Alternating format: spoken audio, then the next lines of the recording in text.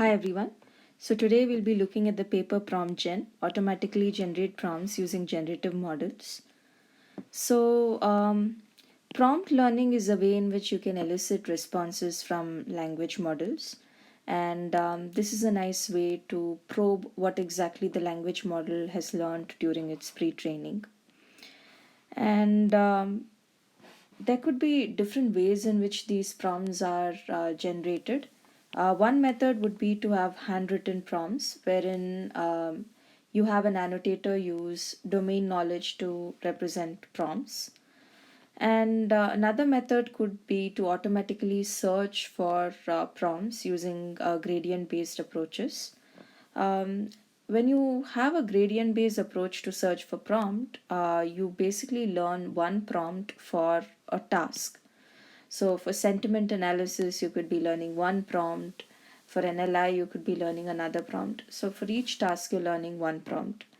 So in this paper, they explore methods in which you're learning different prompts based on the inputs. So based on the inputs, you're going to have different prompts, and how these prompts are generated are by using a generative model like BART, which basically has an encoder and an autoregressive decoder. And they see that this method is superior to learning one prompt per data set or per task. And they basically do their experiments on the llama benchmark, where the llama benchmark basically depicts factual knowledge in terms of triplets which have like a subject, relation, and object. And you generate prompts based on the subject and the relation, and you expect the language model to basically predict the object. And in these kind of prompt learning methods, you convert the task into a mask filling kind of task, which the language model has seen during its pre-training, right? So their method is illustrated here. So they basically have the subject and the relation, which are encoded by the encoder, and then they feed that into the autoregressive decoder. And at each time step, right, the autoregressive decoder is looking at the output from all its previous time steps and the encoder's representation to generate the next value, right? And then basically the number of trigger tokens here, those are these Ds, D1 through DM, and DM through DM plus N. These are decided previously, and then once you have this generated by the autoregressive decoder, you then feed this into the mass language model. Now you are primarily interested in knowing the knowledge which the mass language model has learned, and you're basically trying to probe the mass language model to know what it has learned. And you expect the mass language model to spit out the object based on the subject and the relation, as well as the prompts which are generated by the autoregressive decoder. So that is exactly what is shown here. So the encoder basically takes the subject and the relation, and then it generates each encode. And then the decoder basically takes at a time step t is taking in the encoded representation, and also the trigger tokens up until time step t, and then it generates the hidden representation ht, and then softmax over ht is going to give you the representation for dt. So dt basically is a multinomial distribution over the vocabulary of the generative model. In this case it is BART.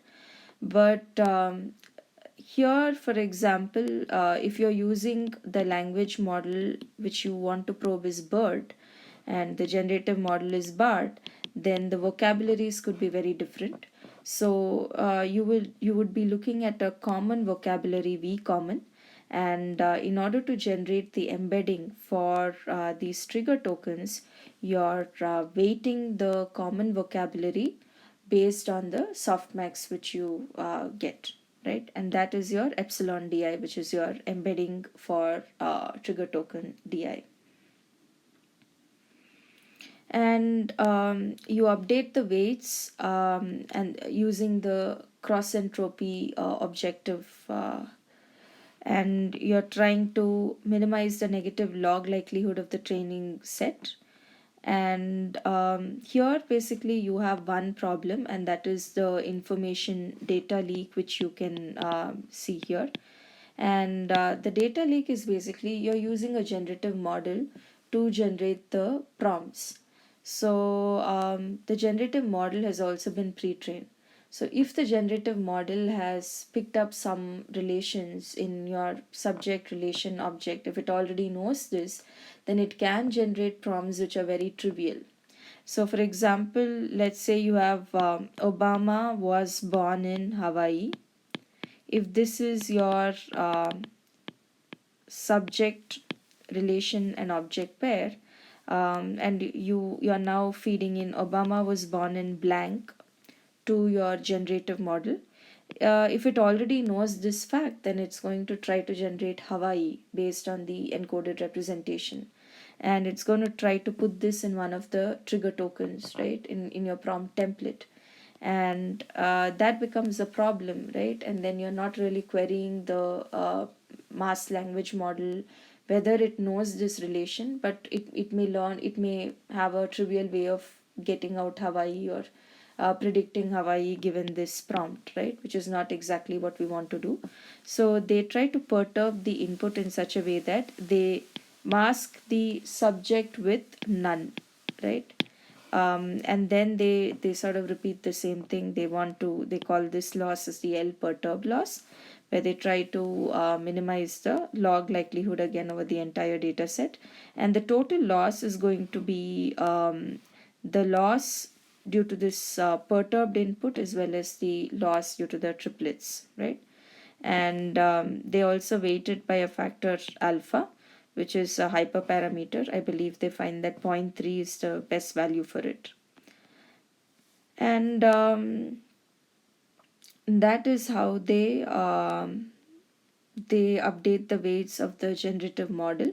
So you now have a generative model which can, given a particular input, generate the prompt, and then you use the input and the prompt to query the mass language model, and they evaluate the performance of this language model on the llama benchmark. And they compare it with manual prompt and auto prompt amongst other prompting methods, and they find that their method is better, basically indicating that learning different prompts based on the inputs is better than actually learning just one prompt for the entire data set. And they also have one example here, case study of the generated prompts. So in methods like auto prompt, now here the relationship is plays instrument. So you have Joe Pass plays piano. That's how you read it, right? So here basically when you have methods like auto prompt, they are learning the same prompt, or they have the same prompt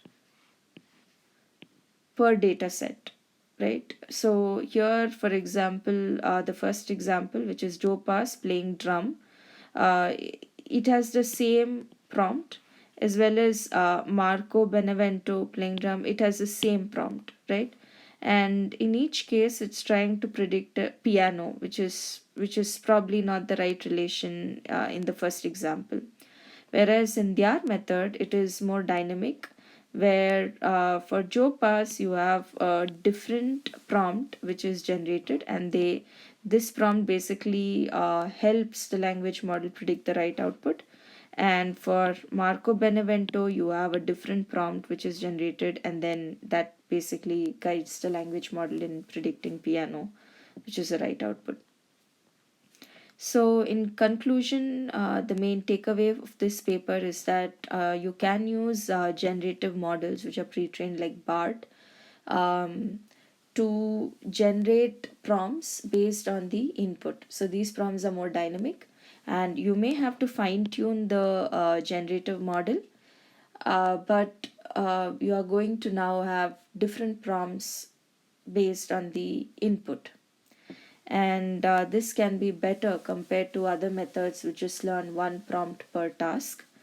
And they also see that the performance is better on the llama benchmark, and they see that there is significant hope that this method is better than the previous method.